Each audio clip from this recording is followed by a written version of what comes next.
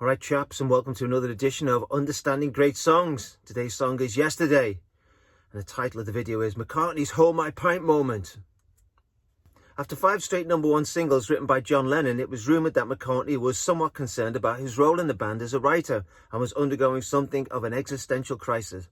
As it turned out, it produced McCartney's first of many Hold My Pint moments. Stepping up to the plate, he responded with what would come to be the single most recorded song in pop history. Before we begin, the analysis focuses solely on the melody, chords and lyrical concepts, no arrangements, harmonies, drums, etc. I use a piano roll, thereby eliminating the need for notation. The octaves to the left do not represent the actual voicing of the song. The chords below do not represent the rhythmic patterns within the song. We'll be looking at individual sections, not the whole song. If you've never heard the song before, go and listen to it elsewhere. Don't want to get a copyright strike. After the analysis, we'll set a songwriting assignment based on what we have learned. Let's get on with it, shall we? The verse. Yesterday, all my troubles seem so far away. Now it looks as though they're here to stay. Oh, I believe in yesterday.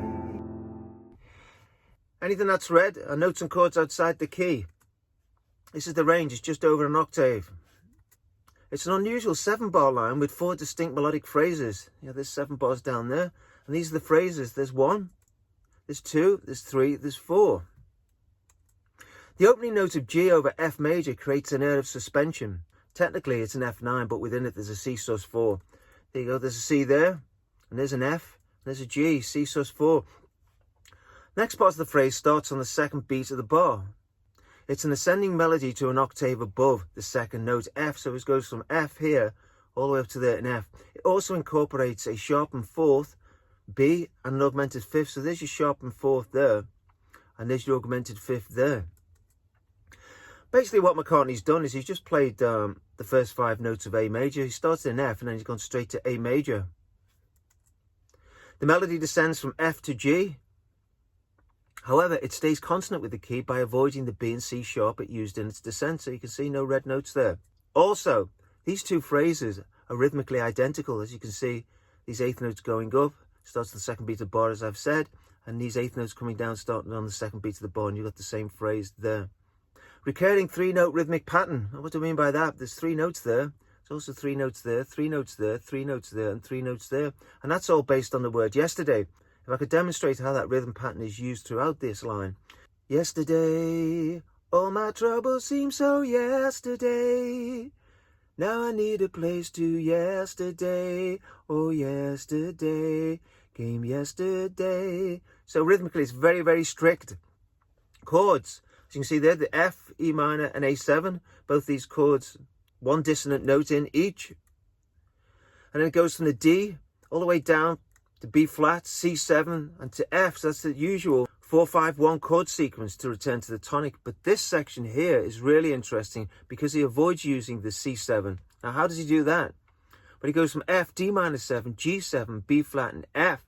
Now, contained within the chord sequence is a chromatic descension, which allows resolution to the tonic without using the predictable 5 chord. So as you can see there, there's a C within the D minor 7, there's a B in the G7, there's a B flat in the B flat, and then there's an A in the F. What does that sound like?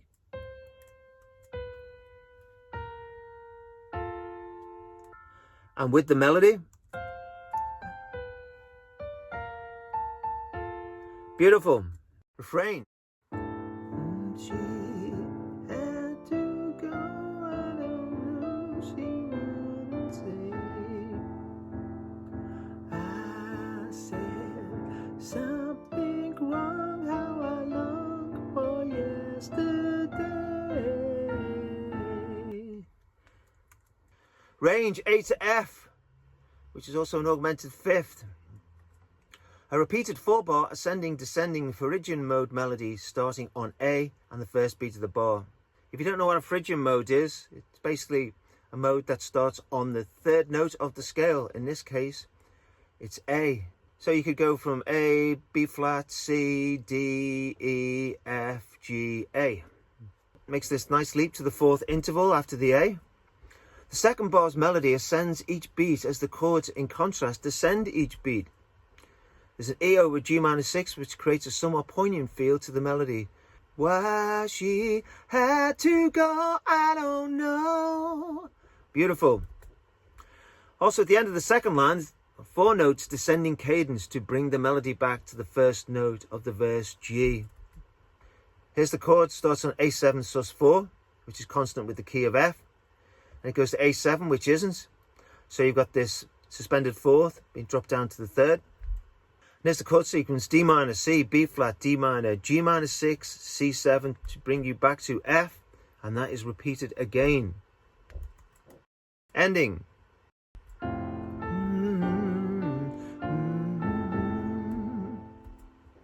F, G7, B flat, F. Well, besides this chord here, it's exactly the same as the ending of the verse. They used D minor 7 there, but he's replaced that with F. It's a quarter note, ascending, descending melody starting on F on the first beat of the bar, and it ends on A. It's the same chromatic descension used at the end of the verse, once again avoiding the predictable dominant 5 chord, in this case C7. C, B, B flat, A. In summary, all in all, the song has 3 musical sections. Unrepeated, they are a 7-bar verse, a 4-bar refrain, and a 2-bar ending. So basically one of the greatest songs in the whole world. Has 13 bars of original music. It has no chorus as such, just a recurring melodic 3-note phrase of the song's title that bookends the ascending, descending melody. The chord starts on the tonic and are characterized by a descending sequence, which on the last 2 bars uses a 6-2 majored 4-1 sequence, bypassing the predictable 5-2-1 sequence. The refrain is a repeated 4-bar diatonic Phrygian ascending descending melody from A to F, it's an augmented 5th interval, starting on the same note the verse ended on. All the chords are consonant with the key except for the A7, which has a single C-sharp note outside of F. The ending uses the last 3 chords of the verse with a quarter note descending ascending melody. The lyrics are one of pensive reflection, of love lost, of having one's self-image shattered, and the haunting of an unanswered question. The lyric is carried throughout by a chord sequence punctuated with suspended 4th intervals, which creates a perfect musical metaphor for the lyric's unattainable resolution. So, assignment. Section 1. Start with a 3 or 4 syllable word that will be the song's title. 3 or 4 syllable word. Create a rhythm pattern from the word, RP1. Write a 5 or 7 bar melody that does not start on the tonic note. So 5, you see it there, times 2 or 7 bar melody. Integrate within the melody an ascent or descent or vice versa passage spanning at least 5 notes. So there you go, you start with your title here and you choose one of 2, it goes up or it goes down. Either side of that melody create at least 2 distinct melodic phrases based on the rhythm pattern of the title, RP2 and RP3. So RP2, so it's not the title, but it uses the same rhythm pattern here in that phrase. If the melody's gone up, there the melody goes down. If the melody's gone down here, the melody goes up there. And then you use the same rhythmic phrase, RP3, or the title, RP1. The chord should be consonant with the key, starting on the tonic. However, 2 chords can be altered from their usual triads, so a minor can become a major and vice versa. So as in the case of yesterday, the 3rd chord, which is always a minor, in the case of F major, A minor became a major. Choose one of 3 to end with. Now the melody goes up, or you use your title, or the melody goes down. Section 2. The second section should be an 8-bar melody or a 4-bar melody repeated. There's a 4-bar there, or an 8-bar melody. The chord sequence should start on either the 3, 4 or 6 chord. The melody should not start on the first beat of the bar and should be contained in the 5-note range. So as a contrasting element, don't start the melody on the first beat of the bar. Start with the 3, 4 or 6 chord. The melody contained in a 5-note range. Melody descends into first note of section 1. So the notes come down from here. It'll obviously be slightly different from the bar 4 here, but bringing it down so we can get back to the verse. The song's lyrics should reflect the title, including concepts relating to time and personal relationship. So get yourself a fantastic title with 4 syllables and base your song around that title. So there you go. Understanding Great Songs. Yesterday, McCartney's Hold My Pint moment. Comment as you see fit. If you like what I'm doing, give us a like down below. If you don't like what I'm doing, don't give us a like. And if you really like what I'm doing, buy us a coffee. Anyway, until next time, look after yourself, and over and out. Bye.